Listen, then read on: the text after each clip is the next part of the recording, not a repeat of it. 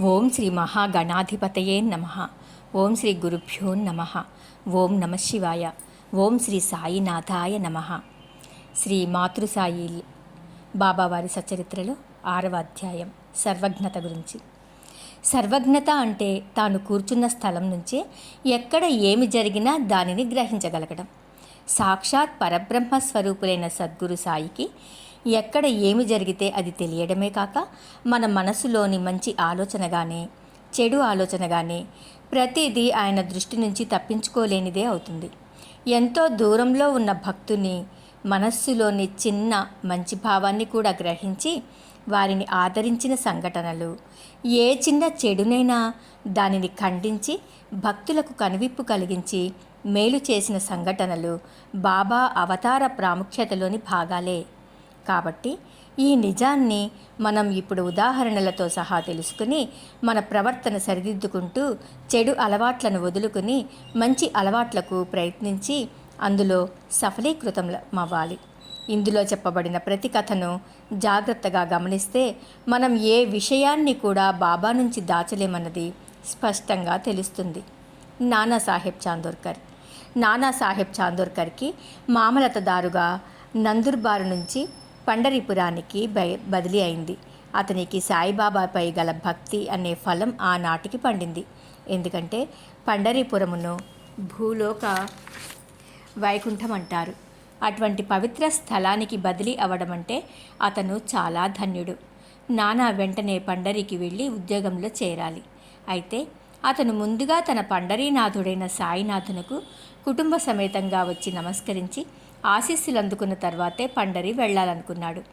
షిరిడీలో ఎవ్వరికీ ఈ సంగతి ఉత్తరం కానీ కబురు చేయడానికి కానీ అతనికి అవకాశమే లేకపోయింది. నానా కుటుంబంతో షిరిడీ ప్రయాణమయ్యాడు. సర్వజ్ఞుడైన బాబాకి తెలియనిదేముంది. నానా షిరిడీకి 3 కిలోమీటర్ల దూరంలో ఉన్న నీమ్గాం చేరేసరికి షిరిడీ మసీదులో కలకలం మొదలైంది. అప్పుడు బాబా మహల్సాపతి, అప్పా షిండే, కాశీరాములతో మాట్లాడుతున్న వారల్లా హఠాత్తుగా పండరీ ద్వారములు తెరిచినారు. కాబట్టి మన నలుగురం కూడా కలిసి భజన చేద్దాం, ఆనందంగా పాడుదాం, లేవండి. నేను పండరీపురం వెళ్ళవలను, నేనక్కడనే నివసించవలను. ఎందుకంటే అది నా ప్రభువు ధామము అని అర్థము వచ్చే పాటతో భజన ప్రారంభించగా భక్తులందరూ తన్మయత్వంతో భజనలో పాలు పంచుకున్నారు.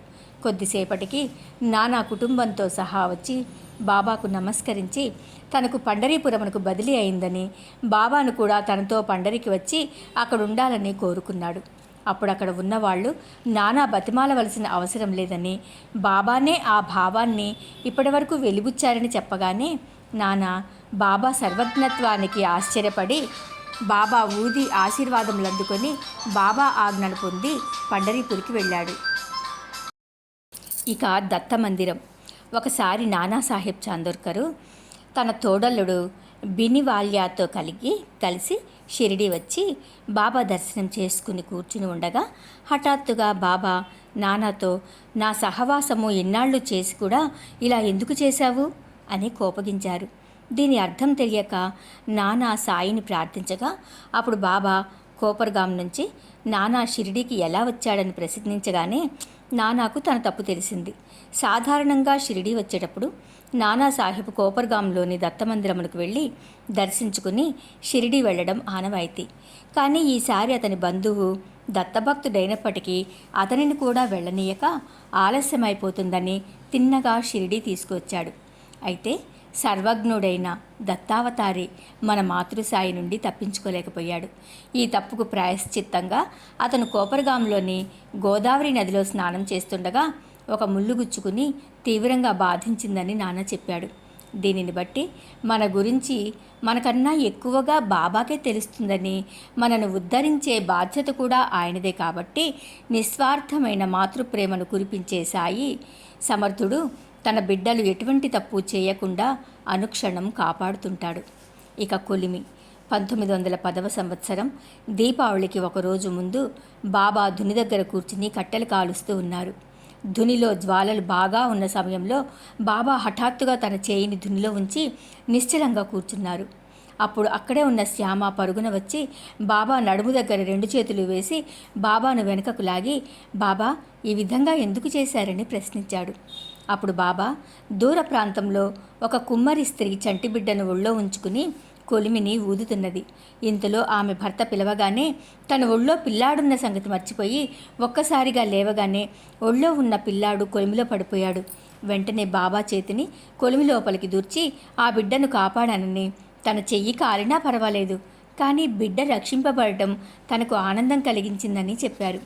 తన ఎదురుగా ఒడిలో ఉన్న బిడ్డ సంగతినే కన్న తల్లి మరిస్తే తల్లులకే తల్లైన బాబా ఎక్కడో షిరిడీలో కూర్చుని ఆ బిడ్డను కాపాడారు. బాబా చెయ్యి కాలిన సంగతి శ్యామ ద్వారా తెలుసుకున్న నానాసాహెబ్ చాందోర్కర్ బాబా కోసం డాక్టర్ను పంపించగా ఆ డాక్టర్ ఎంతగా బ్రతిమాలినప్పటికీ బాబా డాక్టర్కు కనీసం తన చేతిని కూడా చూపించలేదు. కానీ బాబా నిత్య సేవకుడైన కుష్ఠురోగి భాగోజీకి మాత్రం ఈ సేవా భాగ్యం కలిగించారు. చెయ్యి కాలిన రోజు నుండి బాబా సమాధి చెందే వరకు అనగా సుమారు 7 సంవత్సరముల పాటు భాగోజీ తన సేవా కార్యక్రమం కొనసాగించాడు. ప్రతిరోజు ఉదయం భాగోజీ బాబా చేతికట్టుని విప్పి నేతితో తోమి తిరిగి కట్టు కడుతుండేవాడు. బాబా గాయం త్వరగానే మానిపోయింది. కానీ భాగోజీ సేవ మాత్రం ఆగలేదు. నిత్యం బాబా లెండి బావుకు వెళ్ళేటప్పుడు భాగోజీ బాబాకు గొడుగు పట్టి వెంట నడిచేవాడు. ఈ రకంగా అతని ప్రేమను బాబా ఈ సేవల రూపంలో స్వీకరించి అతనిని ధన్యుణ్ణి చేశారు. పైకి చూడటానికి కుష్ఠువ్యాధితో బాధపడుతున్న దురదృష్టవంతుడిలా కనిపించే భాగోజీ బాబా ప్రథమ సేవకులలో ముఖ్యుడవ్వడం వలన నిజమైన అదృష్టవంతుడు, భాగ్యశాలి. ఇక చోల్కర్ దాసగణు కీర్తనలు, హరికథల వల్ల బాబా పేరు కొంకణ దేశంలో మారుమ్రోగిపోయింది. దాసగణు తన చక్కని హరికథల వల్ల బాబా కీర్తిని వ్యాపింపజేసి అనేకులకు సాయి దర్శన భాగ్యం కలిగించాడు. హరికథలను వినడానికి ఎంతోమంది వస్తారు. ఒక్కొక్కరికి ఒక్కొక్క విషయం మనసుకు హత్తుకుపోతుంది. కొంతమందికి కథ నచ్చితే కొంతమందికి అందులోని పాటలు, కొంతమందికి అందులోని వేదాంత భక్తి, అలాగే ఇంకొంతమందికి హాస్యం, ఇలా రకరకాల భావాలు హరికథలో నచ్చేవి. ఆ విధంగానే ఒకసారి దాసగను ఠాణాలోని కౌపీనేశ్వరాలయంలో హరికథ చెప్పుచున్నప్పుడు ఠాణా సివిల్ కోర్టులో గుమస్తాగా పనిచేస్తున్న చోల్కర్ అనే పేదవాడు ఆ హరికథ వినటానికి వచ్చిన వాళ్లలో ఉన్నాడు. అతను దాసగను చెప్పేదంతా చాలా శ్రద్ధగా విన్నాడు. అతని మనసు కరిగి అక్కడికక్కడే మనసులో బాబాను ధ్యానించి తాను పేదవాడిని కాబట్టి కుటుంబాన్ని సరిగ్గా పోషించుకోలేకపోతున్నానని, బాబా అనుగ్రహంతో గవర్నమెంట్ పరీక్షల్లో పాస్ అయి స్థిరమైన ఉద్యోగం దొరికితే షిరిడీకి వచ్చి బాబా పాదములకు నమస్కరించి అందరికీ కలకండ పంచిపెడతానని మొక్కుకున్నాడు. బాబా కృపతో చోల్కర్ పరీక్షలో పాస్ అయ్యాడు. స్థిరమైన ఉద్యోగం దొరికింది. ఇక షిరిడీ వెళ్ళి మొక్కు చెల్లించుకోవడం మిగిలింది. మొక్కైతే మొక్కాడు, కానీ అతనేమో బీదవాడు. కుటుంబం పెద్దదవడం వల్ల డబ్బు మిగుల్చుకొని వెళ్ళడం అంటూ సాధ్యమయ్యే పని కాదు.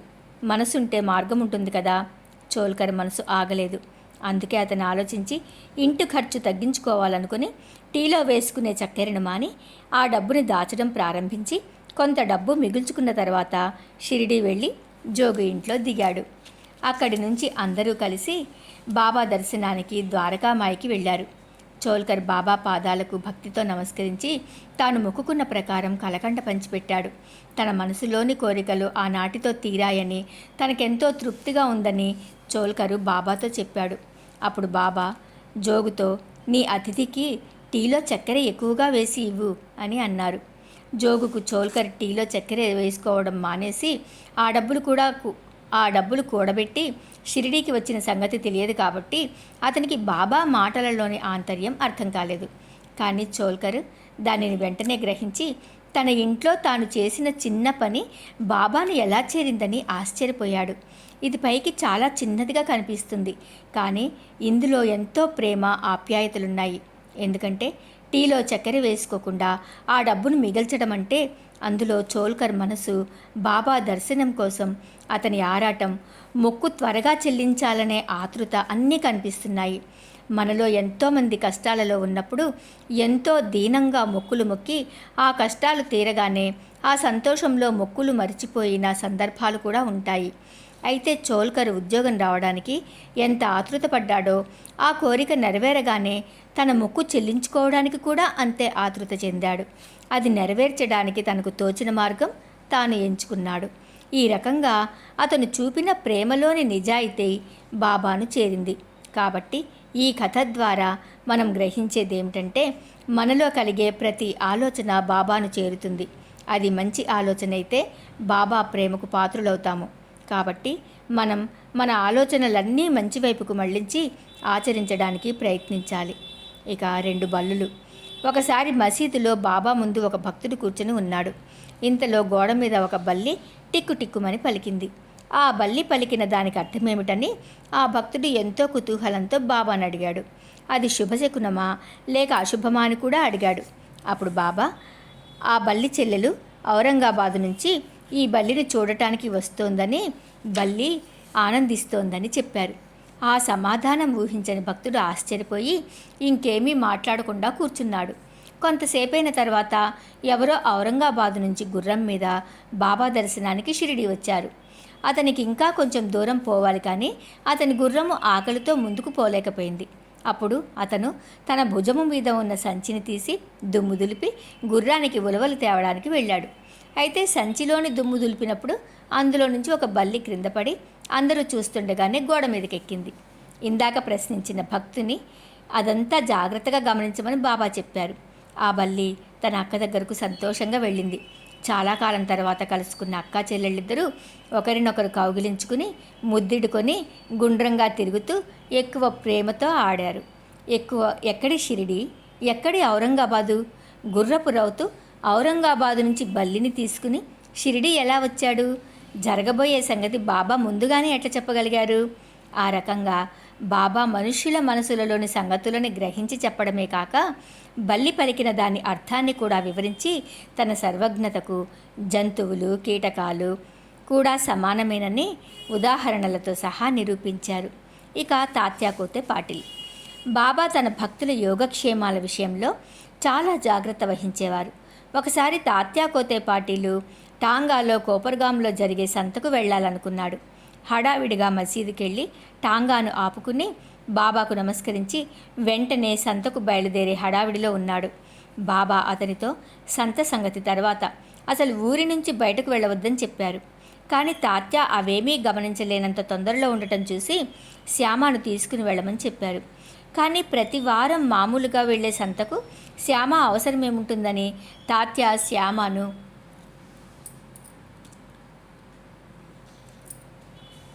శ్యామను తీసుకోకుండానే బజారుకు గుర్రబండి మీద బయలుదేరాడు. 2 గుర్రాలలో ఒకటి 300 రూపాయలు పెట్టి కొన్నది. చాలా చురుకైనది. అవి చాలా వేగంగా పరుగెత్తసాగాయి. సాహుల్ బావి దగ్గర అనుకోకుండా గుర్రం కాలు తడబడి అది కూలబడిపోయింది. తాత్య పడిపోయాడు. తాత్యాకు పెద్ద దెబ్బ తగల్లేదు. కానీ తల్లివలే హెచ్చరించిన బాబా ఆజ్ఞను కాదన్నందుకు వారి ప్రేమను తలుచుకొని చాలా బాధపడ్డాడు. ఇంకొకసారి కూడా తాత్య ఈ విధంగా కొల్హాపూర్కి వెళ్ళడానికి బాబా పూర్తి అనుమతి పొందకుండానే వెళ్ళి టాంగా ప్రమాదానికి గురైనాడు. కానీ గండం గడిచింది. ఇక ఐరోపా పెద్ద మనిషి. ఒకసారి బొంబాయిలోని ఐరోపా దేశస్థుడు ఏదో కోరికతో సాయి దర్శనానికి షిరిడి వచ్చాడు. తనతో నానాసాహెబ్ నుంచి శ్యామకు ఒక పరిచయ ఉత్తరం కూడా తెచ్చాడు. ఒక గుడారం వేసుకుని అందులో సుఖమైన బస ఏర్పాటు చేసుకున్నాడు.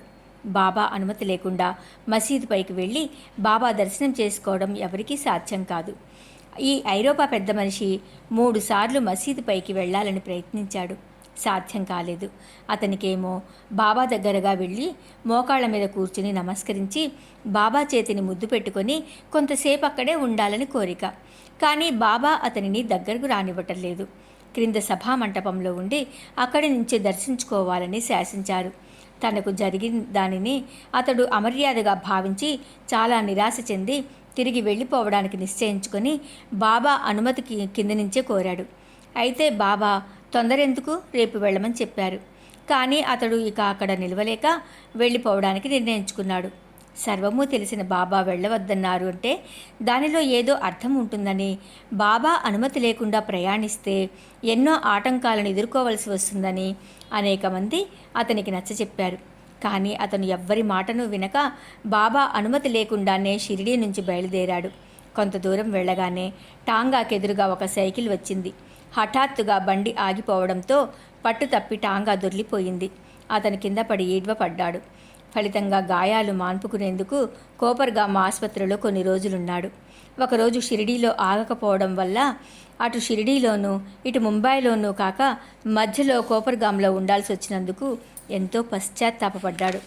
ఇక్కడ మనం గమనించాల్సింది ఏంటి అంటే, బాబా ఆజ్ఞను వినకపోవడం వల్ల వాళ్ళు కష్టాల పాలు కావడం జరిగిందని అనుకోవడం సరి అయినది కాదు. జరగబోయే నష్టాన్ని బాబా ముందుగానే సూచించడం. ఈ సలహాను పాటించిన వారు అపాయం నుంచి తప్పించుకుంటారు, పాటించని వారికి ఆ ప్రమాదం ఎదురవుతుంది అని అర్థం చేసుకోవాలి. ఇక మిరికర్.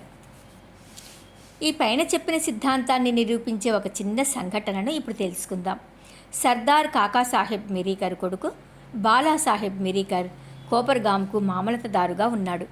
అతడు ఒకసారి చితళీ గ్రామ పర్యటనకు వెళ్తూ దారిలో బాబాను చూడటానికి షిరిడీ వచ్చాడు.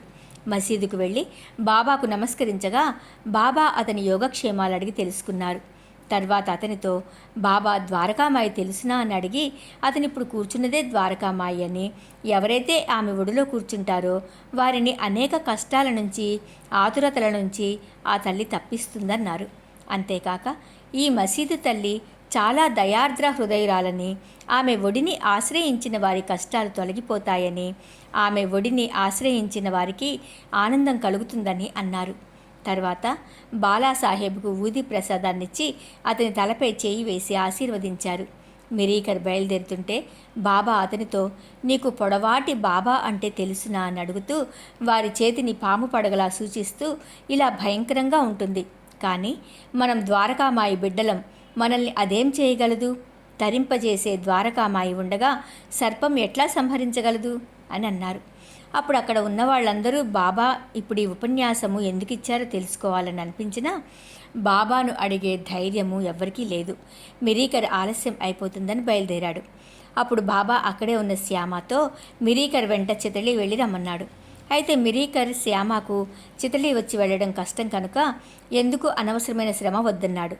శ్యామ ఇదే సంగతి బాబాకు చెప్పగా, బాబా అతని మంచిని మనం కోరాము, అతని నుదుటిన ఏమి రాసుందో అదే జరుగుతుంది అన్నారు.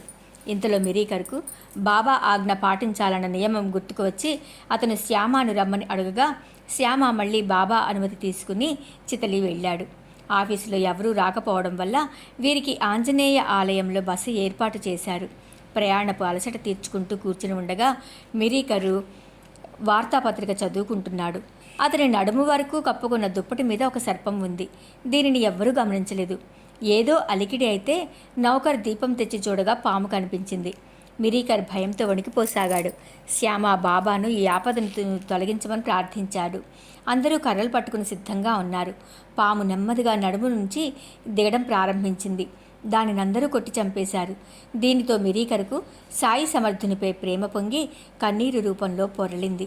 ఈ గండాన్ని ముందే తెలుసుకుని హెచ్చరించడమే కాక శ్యామను కూడా సహాయంగా పంపించారు.